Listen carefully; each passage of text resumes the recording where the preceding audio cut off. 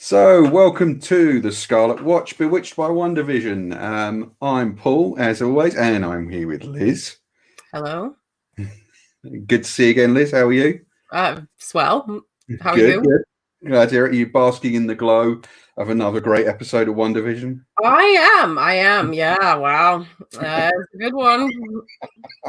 Look at that enthusiasm, folks. Look at it. We're going to talk all about it. We've had a few theories and comments from people today via sort of Twitter and some messages I got sent. So we're going to talk about those later in the show. I do just want to say thanks to everyone for tuning in with this so far. We're really enjoying doing it. We are, of course, coming to the last couple of episodes now. Yeah,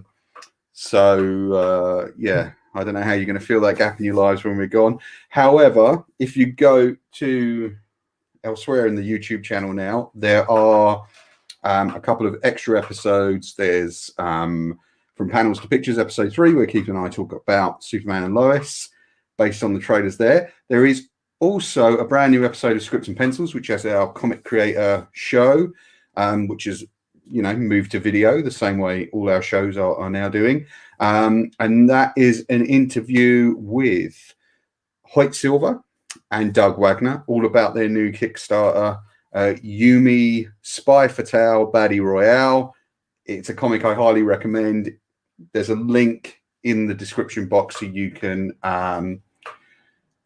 commit to that Kickstarter. It's well worth doing. The comic is great fun. They let me have an early sneak peek. Also, unlike other Kickstarters, the comic is completely finished. So once they've got their money, the comic gets printed and sent out to you. So, which is a very unusual thing for Kickstarters. Anyway, Liz. Paul. What an episode. It's a big one. Yeah, it was a big one. I mean, finally, after all this time of things happening, I was talking to Paul Taylor, who is one of the patrons for the website, and also kind of one of our very great supporters. He always kind of messages us every week and things. And he was saying that he's really enjoying WandaVision, but he wished it would go a little slower. I think he didn't want it to move as fast into the MCU, hardcore MCU stuff, as it has done. Obviously, I don't think this week's going to make him feel any better, really, because we're kind of pell-mell into it. Now, I mean, straight away, we're picking up from last week's episode with the expansion of the Hex. And one of the things that really struck me right away was just how brutal that experience felt like, because you get that hard cut from Wanda's really quite kind of mediocre to camera chatting, as with the style of Modern Family. I don't know if you guys have seen that show. I'm sure you have, Liz. Yeah. Into the kind of screaming panic of the Hex expanding, and you realize what a horrific event that must have been for people. Yeah, I mean, even watching it at the end of the last episode, you could see that, and how many people got swallowed up by it, and just how much more Wanda has sort of had to strain herself to do it and expand the world and contain the world, which we start to see the after effects from during this episode. It also made me think, in a way, that it was like a meta commentary on the nature of the artificial sitcom world in the show versus the real world, and how abruptly those things sit when viewed through the kind of lens of S.W.O.R.D and things like that. But also on kind of comics versus reality. I kind of think that in the real world, if we had superheroes, we'd be utterly terrified, really. We wouldn't go, definitely the Marvel, the MCU has touched on more than once, certainly in Civil War, and in Infinity War, you get commentary on that fairly early on, in the films and everything. And I think that, that definitely applies here. Yeah, I just think I'm not sure how I'd feel if I saw people flying down the street, or I'd probably be terrified, to be honest with you.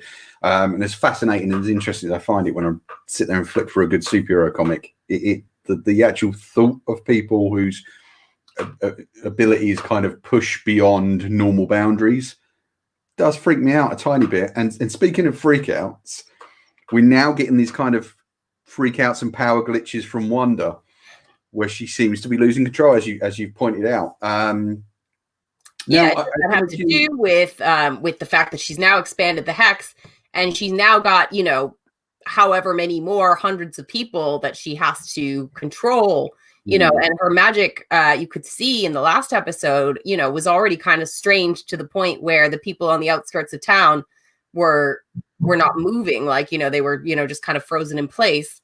And, now she's got however many more people that she has to sort of be subconsciously controlling at all times. And my take on that was that it is strained her powers to the point where she's glitching. And she's just kind of deflated at this point too, she's kind of just gone, what's the point of it all? And is having like this existential crisis where she just wants to lie on her couch and eat cereal. I do like a couple of things that come out of that. Is one, I do really believe her when she says that she doesn't have answers. Right. Because increasingly, and especially once you get to the end of the show, you really kind of realize, okay, you really don't know, do you? You're not, this isn't all you. And also, one thing I noticed about the freakouts is, if you look at them, the video games, the furniture, the milk bottle, everything regresses. Everything goes backwards. And I guess in a way that could be kind of talking about, yes, obviously she's kind of moving back to a more comforting period in the hex, when everything seemed like she was in control, when we had the I Love Lucy episode at the beginning. But you could also take it as a kind of regression of her growth as a human being. Do you know what I mean? Like, she's kind of pulling back from being able to cope with the grief, and that made me think of sort of the last week's episode where she was saying to the kids about Sparky and things like that. So I mean, I think there's definitely a sign that she really is heading for, there's going to be something big. Yeah, like a reckoning. I mean, that's sort of, I think that sort of happened in a way. As soon as the Vision kind of saw through the veil and confronted her and set out to find out what was really going on, I think, at that point, it really started to unravel for her. And at this point, she doesn't even want him to interfere. She's literally setting up physical roadblocks to keep him from interfering, or having to face the music, at least, having to have another confrontation with him. Is she?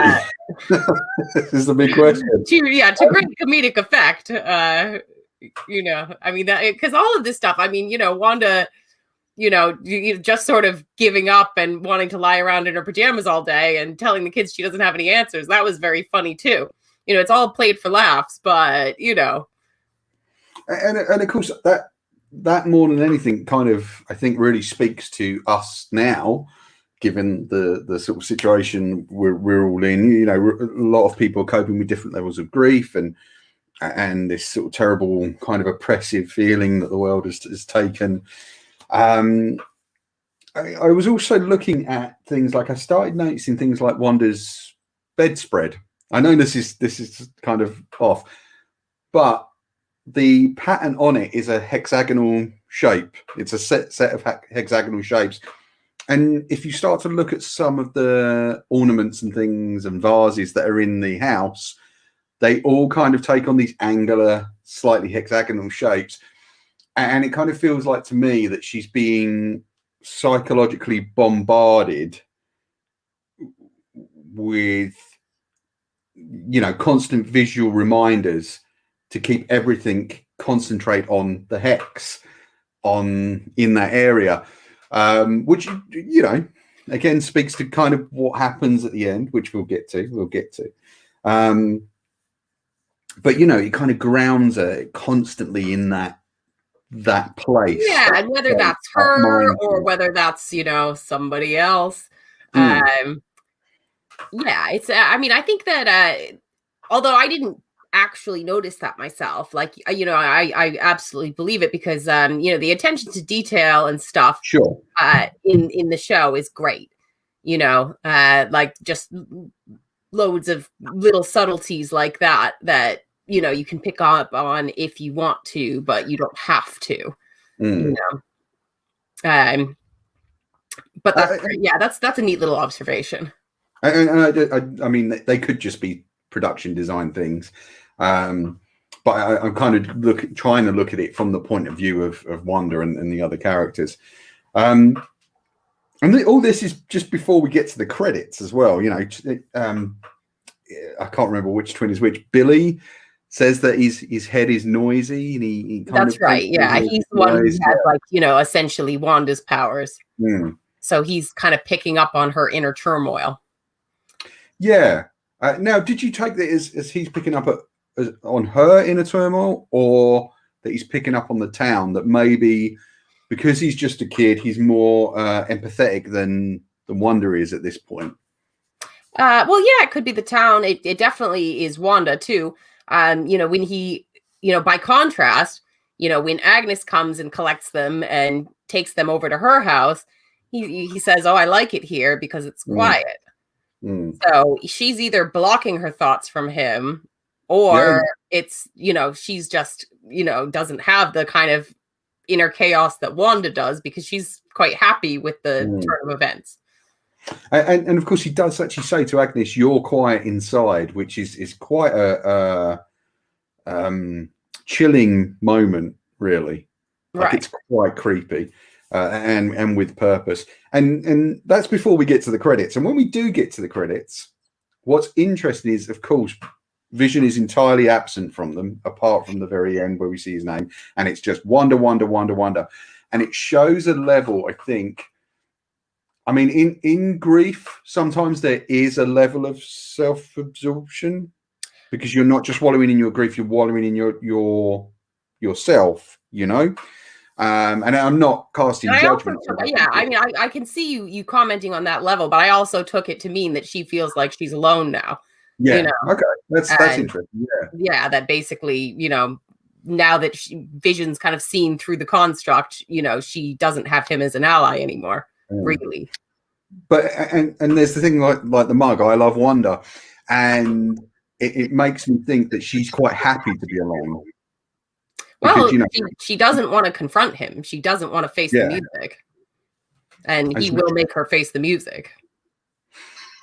And she of course, gets rid of the children first chance she gets. Like, as soon as Agnes turns up and offers to take them, bang. And of course, Agnes herself starts making these very kind of pointed allusions to Wanda's mental state. She implies that she's cracked and, like, mentally she's gone. Well, she even says, like, in like a cutaway, she's just like, well, how do you tell a 10-year-old that his mom's cuckoo for Cocoa Puffs? Like, I loved, because it's using that kind of very, I guess, what we think of as a very branded American language. It's the language of pop culture, which on the surface is quite benign, but actually when you get down to it, it's all about manipulation, because, buy this product, look at this thing, you want this thing, buy this thing, keep buying this thing. And what you're really buying into is this mindset that Wanda's cracked. And of course, maybe she actually hasn't, as we see, as we carry on. And now also the broadcast has stopped. So the show is no longer on to the outside world, but it's on as far as Wanda's concerned, which is, again, kind of an interesting thing. If a show goes out and no one watches it, did it really go out? Like, did a tree fall in the woods? If a tree falls in the woods, did it really fall? And one thing I noticed that Steph actually pointed out to me, and I can't remember if you mentioned this in one of the earlier episodes, when we go from inside the hex to outside the hex, or vice versa, the image changes ratio.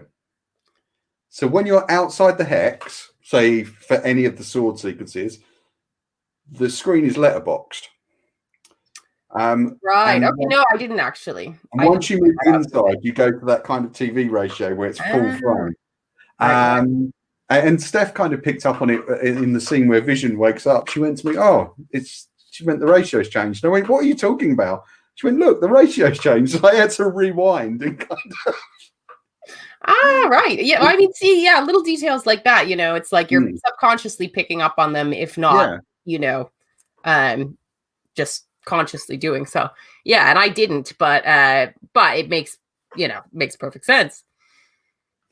But and also that scene where Vision awakes, he wakes up and he's surrounded by people in funny costumes, which, I'm sure is a kind of comment on being part of a superhero team.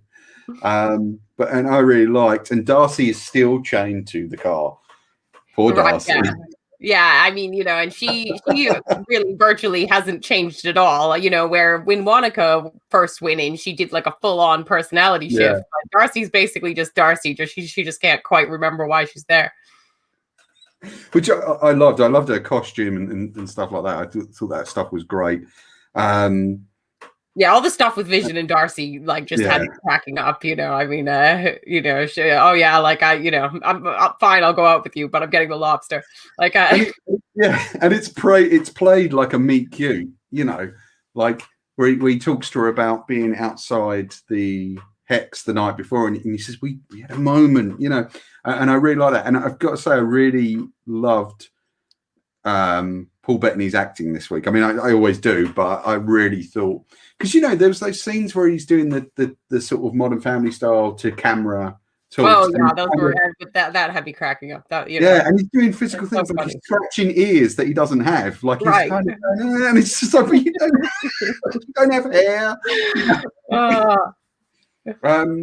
And also that scene where he wakes up around, and they've turned the sword station into a circus, and there's clowns and people in stupid costumes.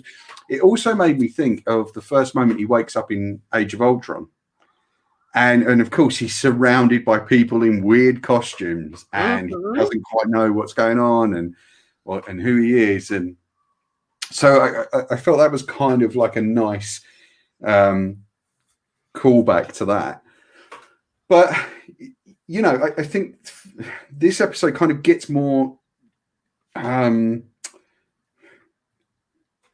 sinister and awesome as it goes. Like, still a lot of stuff. Were you disappointed, jumping ahead to Rambo and Wu, that we didn't get to find out who this aerospace engineer is? Like, that really... Well, I mean, maybe it's unimportant. Maybe it's just something that we are placing too much importance on. To be honest, with the pace of the episode, I didn't even think about it twice.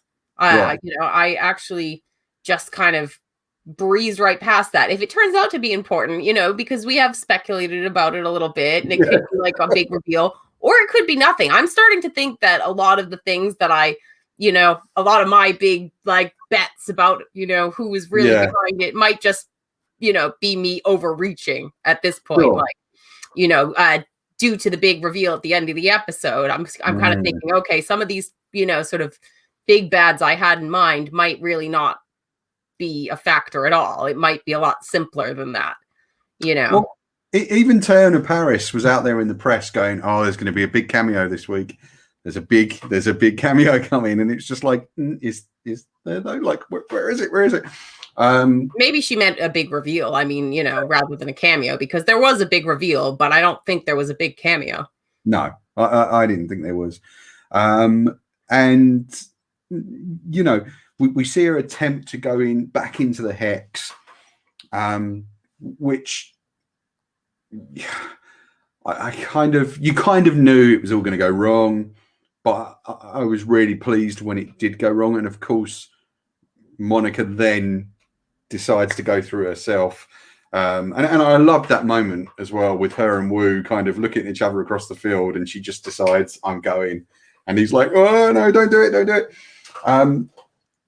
I wasn't necessarily expecting Photon to become part of the show this early on. Like, I thought it would be one of the things, like you'd get a post-credit sequence at the end.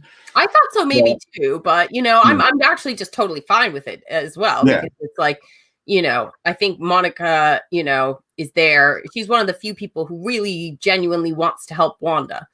And Wanda needs somebody like that in her corner, you know, if she's going to be able to kind of snap out of it. And having her be someone who's powerful certainly doesn't hurt. Yeah.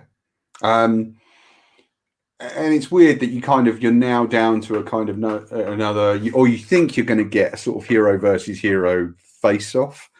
But you kind of don't. That gets negated. But I was really I really loved that moment where Monica breaks through and she's hearing all the things from her past. She's hearing Danvers. And there was that weird illusion that the sergeant, was it the sergeant from S.W.O.R.D made, where Monica says to her, you know, I'm glad there are still people who are loyal. And she says, you know, you're not the only one we're loyal to. And I didn't quite, did you have any kind of inkling of what that meant? Because I mean, didn't. At the time, I took it to mean that she had been loyal to Maria Rambeau.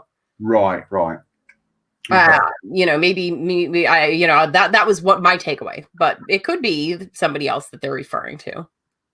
Yeah, like I was just really kind of unsure, and you know, we still have that thing with Rambeau and Wanda, where Wanda can't quite bring herself to zap Monica. She can't kill her, and she won't. So there is that sense that something is wrong, and that perhaps Wanda's, and she says, you know, maybe I am the bad guy, and it's just like, okay.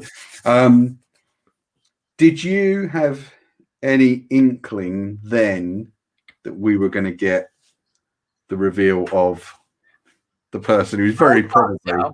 I thought this was going to, you know, from early in the episode, I was like, I think this could be the episode, because Agnes comes over, she takes the twins, and, you know, almost right away, you kind of just see that, you know, I think, you know, Wanda opens the door by snapping her fingers, and Agnes just breezes on in, and, you know, sort of so much of the pretense has kind of fallen away between them that, you know, when Agnes shows up to take the twins, and then she brings them over to her house, and, you know, just the interplay between them and some of the comments she makes. I mean, she's, you know, making cracks, you know, oh, I'm not going to bite you. Well, actually, I did bite a child. Yeah. You know, a lot of it has taken on this kind of darker tone, even though she's still, you know, very funny throughout the episode.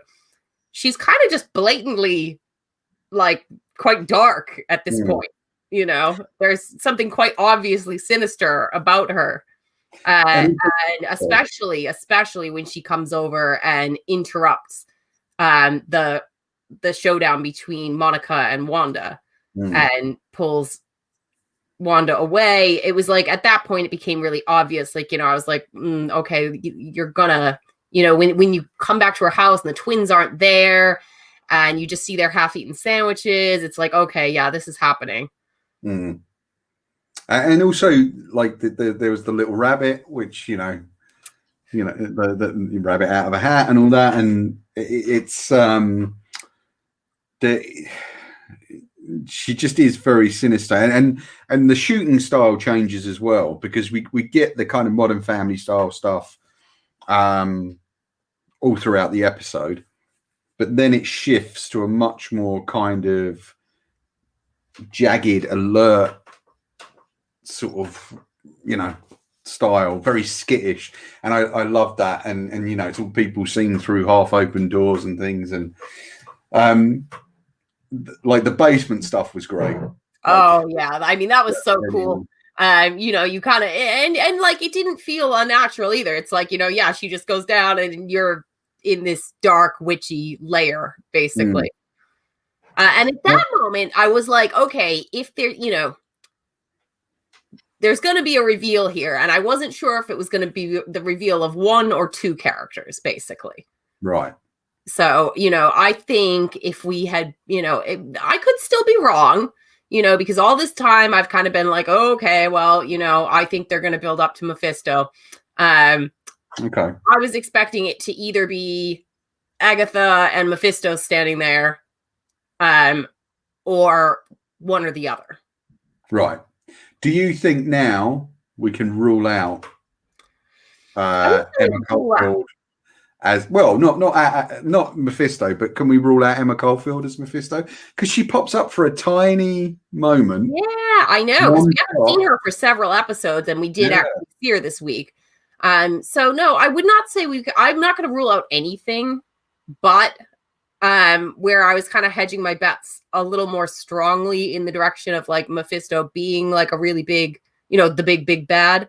I'm now kind of thinking that with 2 episodes left, it seems like this was their big reveal. I could be wrong. There could be another one coming, but it feels to me like, this is their rug pull, especially saying that, if you listen to, the lyrics of the great little song that they gave her at the end, it was her all along. So it's probably not somebody else all along too. I absolutely loved that. I thought that was great. It was perfect. Yeah, brilliant. I mean, I love Catherine Hahn sort of vamping it up, and the kind of wink, nudge nature of it, and just the end of the song with Sparky. That was I know. That was and what too.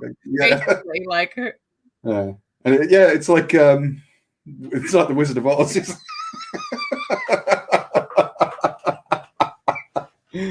Great. Oh, and how was the other witch killed in Wizard of Oz? Didn't someone drop a nice suburban house on her? Yeah, that's right.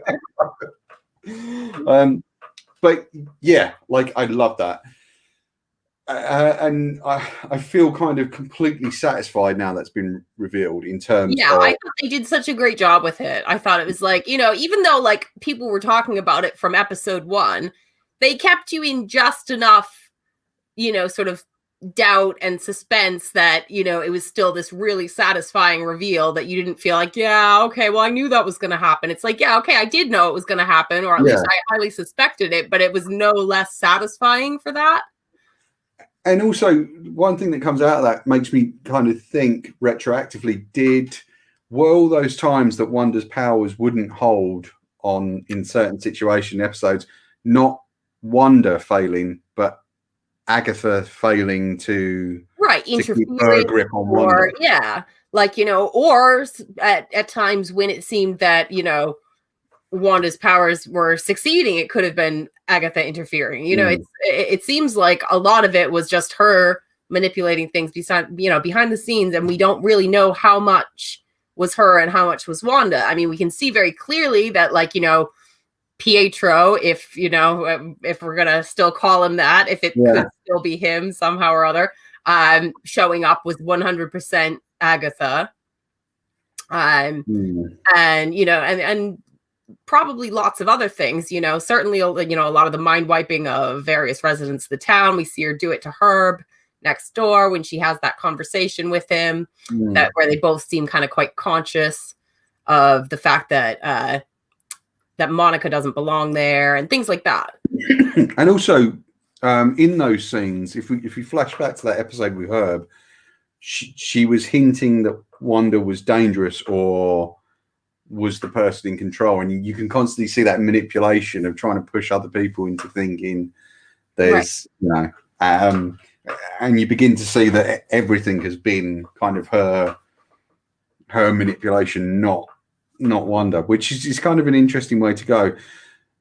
Now, does it also, before we jump to the final credits, sort of mid-credit scene, does it also then cast doubt on what S.W.O.R.D might have been doing with Vision, because we've assumed that Hayward is a bad guy and wants to somehow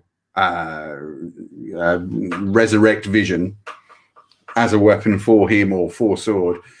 But I don't know now. Although Monica's jumping to that conclusion, I'm now not so sure. Although there is another theory that I came across that I think we talked about sort of in messages and stuff, where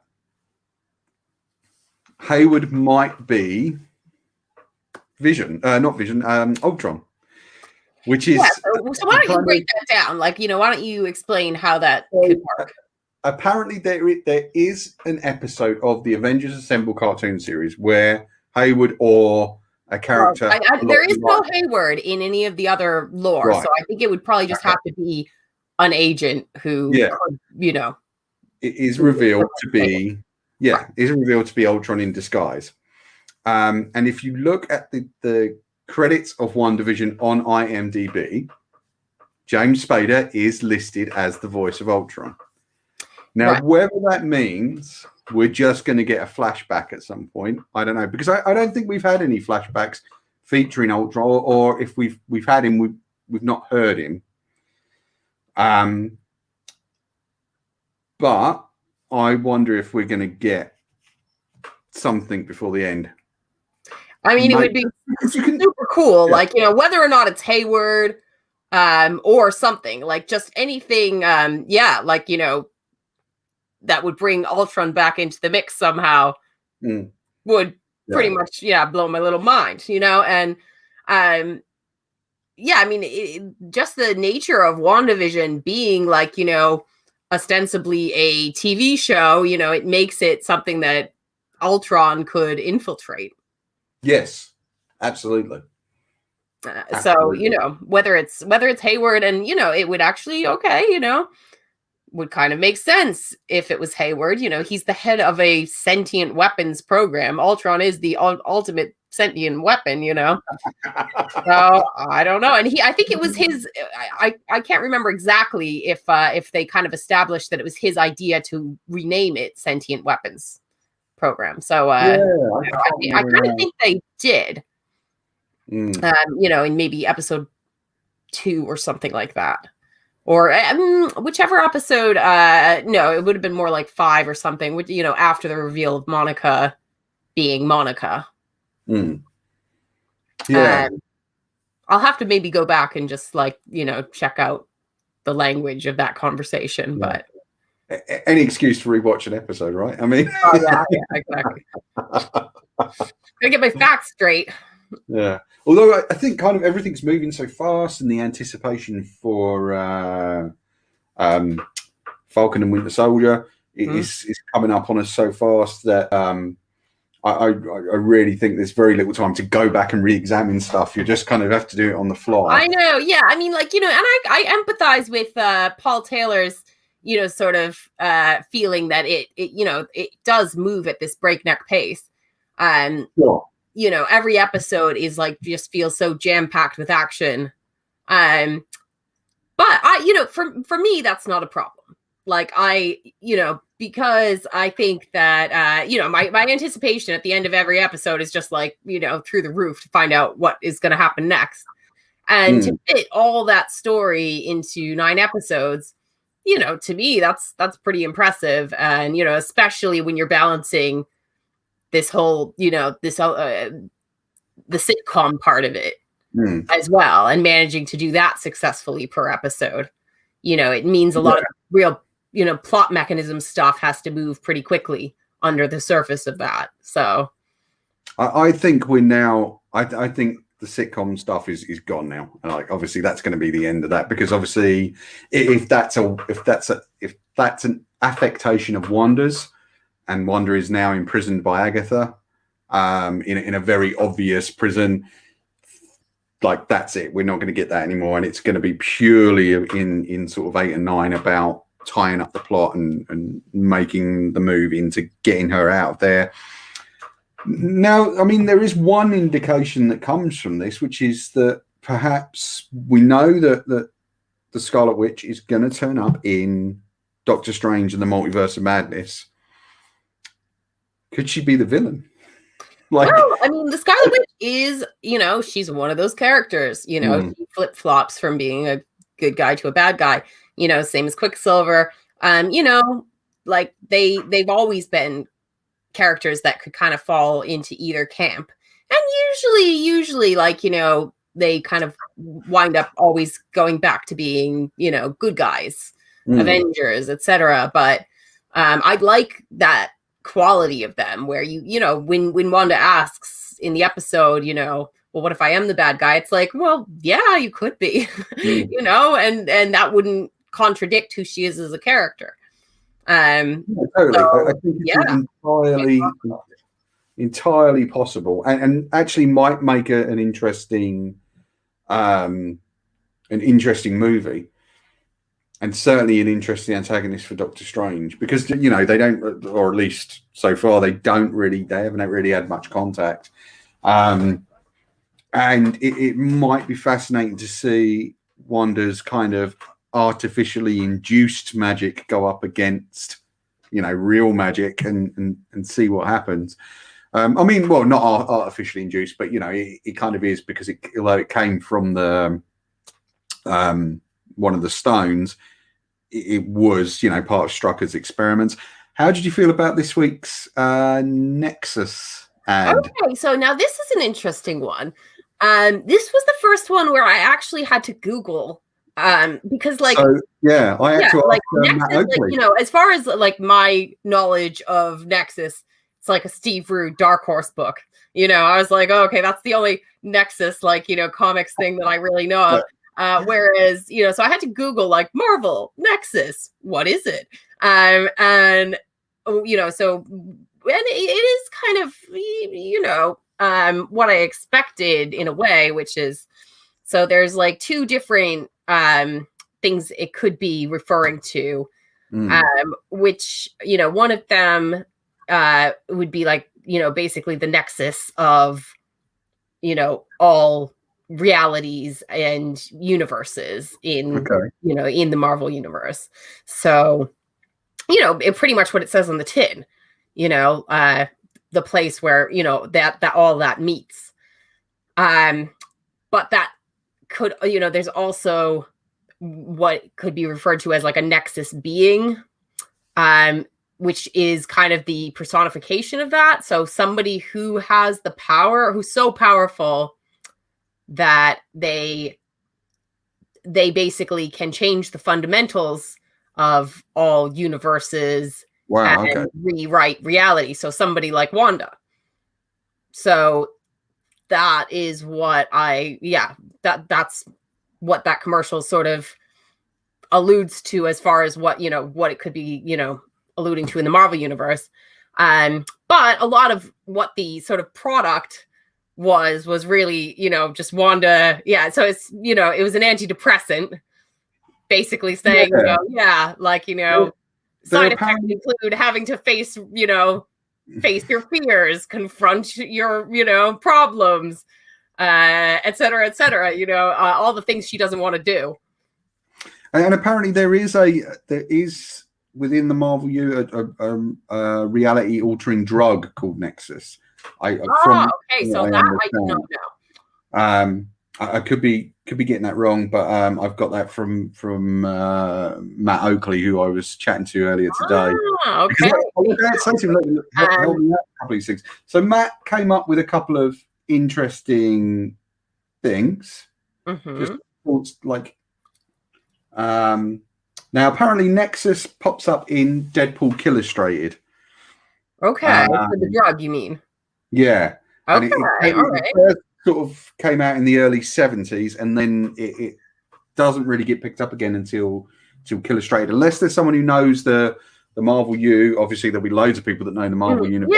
Yeah. Like anybody who knows, kind of more about the drug, do tell, because it's just that it pops up in Deadpool Illustrated, and I think was originally from the early 70s. So that's from Matt Oakley today.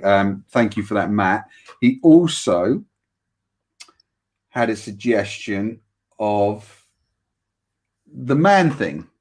which I'm was ready, and I kind of was like, oh, can you, like, because I'm a Marvel dummy, can you explain to me? And he said, oh, it's just my kind of extrapolation from looking at a basement and the way it's laid out and all the vines and things. It just It made me really think kind of like Marvel equivalent to Swamp Thing, you know. So which I like. I thought it was just kind of her weird witchy layer down there. Yeah, you know? Like I'm open to anything. Like in terms of yeah. I mean, I don't think we're gonna see Man Thing. That's like as much as that would be cool. And I can see where he would have gotten that from all the sort of branches and vines and everything down there. I think at this point it seems unlikely that they're going to throw some left field character into the mix in the final 2 episodes. But at least in any kind of fully formed way, I think we might get hints, or because you just don't know. That, like, I think everything's kind of up for grabs. And I also heard last night from Dan Bussey, who was a regular when we worked there. Lovely guy. So hello, Dan, and thank you for getting in touch. Yeah. We do miss kind of seeing you every week, because you always used to guarantee see Dan Bussey on a Saturday. He used to come in and get his comics, and and Matt Oakley as well. Hi, Matt. Yeah, and Matt. I feel very lucky that I'm still managing to keep in touch with people, and they kind of still say hello and are kind of watching what we're doing on the Comic Crush and watching the YouTube channel. Dan was saying that he's really looking forward to the next episode, which will be this one. Hi, Dan. So thank you for that. He thinks that that because of Nexus, he thinks that Hayward and Agatha may actually kind of be ancillary antagonists, and that there's someone, there's still, as you kind of feel, that there's another big bad to come. So I'll be curious to kind of see if that manifests. Right. So I mean, I guess, like, if we're going to place bets at this point about who that could be, like, obviously Mephisto's still, like, still a possibility. He figures into some stories that are very integral to Wanda, and why she kind of has her giant breakdown in the comics that also involves Agatha. So I would still, if they're gonna pull anyone else out of a hat at this point, it would make a lot of sense for it to be Mephisto. Right. Okay. And I even kind of have little sort of like guesses about how they could do that. Also, as you pointed out, as that theory that you kind of picked up on points out, there's Ultron. Yeah. So that's the top 2, ultimate baddies that I could think that they could actually successfully pull out at this point. Yeah, I'm kind of keen for either or both, or I'm just basically, I think we kind of just want answers, don't we? We're finally getting some. The reveal of Agatha, really takes us a big step closer to having answers. And they've got 2 more episodes to clear the rest of it up. Yeah. And we haven't even talked about the little end credit scene, the little mid credit scene, I guess. So we get Rambo making her way to Agatha's house, trying to get in via the I don't know what you call those things, the outside basement things, like bulkhead sort of thing, or right? Yeah. But I like the outside entry. They're almost like it reminds me of places where they have tornadoes and they've got like a storm cellar. Oh yeah, it's called a bulkhead. Yeah. Okay. Thank you. I'm not American. I don't know what these things are called. We have a bulkhead. Very handy. And we get Monica trying to sneak in, and she's surprised by Pietro. Which did you think after last week's you know, him getting the zap from Wanda, and the fact that he wasn't in the episode. Right. Yeah, it wasn't in the episode. Wanda tells the kids, don't go near that man. He's not your uncle. Yeah. You know, they're like, well, then who is he? And she's like, potentially, she's right. Yeah, she doesn't know. We don't know. She doesn't know. We still don't know. So it'll be interesting to see who he turns out to be. I wonder if he's Ralph. Or, yeah, he could be Ralph. You know. Right, yeah, her, you know, like the mysterious husband, Ralph. Or, you know, I mean, right now he'd make a very good candidate for Mephisto. Sure. Or I'm trying to rack my brains to think of characters who can shift their form outside of the X-Men, of course, but who can shift their form to look like someone else. Because is it that, you know, Agatha has put a hex on everyone to make them think they're seeing Pietro, or is it that it is someone who's just shifted his form to look like a version of Pietro? And of course, the big question for me is, why choose that version of Pietro and not Aaron Taylor Johnson? Maybe Aaron Taylor Johnson wasn't available. I don't know. Yeah, I mean, I think that's, well, I think certainly there's an element of that. You know, like I'm still kind of just hoping that, like, that's Pietro, but from, you know, some multiverse version of Pietro, so that we get to keep him in the Marvel universe. That's, you know, like, really, that would just tickle me pink if we kind of get to keep him as Quicksilver. And, you know, so if they can make that happen, I'll be happy. I just don't know. I don't know. But I think that kind of wraps it up for us. Again, I do want to mention Dan Bussey again, because Dan signed up for the Patreon today, which I want to say thank you very much for doing that, Dan. If you'd like to join Dan and take a look at our Patreon, there are links below in the comment section and in the description, rather, and up the top along the banner. There's a Patreon link. So if you guys want to take a look at that, you can support us from as little as £2 a month. And it goes all the way up to $8.50 a month, where you get a comic sent to you every 3 months. And what I do is I pick out usually an indie comic, issue 1, just to start you on a new series. So yeah, take a look at that. UK patrons only so far, though, because obviously the postage to anywhere else would kill the whole point of it being a Patreon. But yeah, guys, do take a look at that. You can leave us a comment below. You can find us on Twitter at The Comic Crush. You can find Liz on Twitter at Liz C. Jordan. You can find us on Instagram at The Comic Crush, and you can find us on Facebook, The Comic Crush.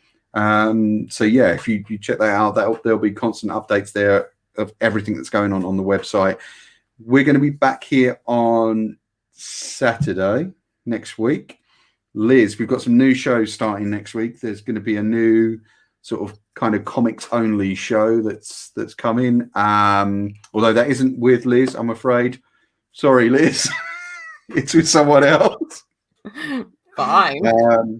Yeah, you'll see that next week, probably around Wednesday. I'm just finalizing details on that.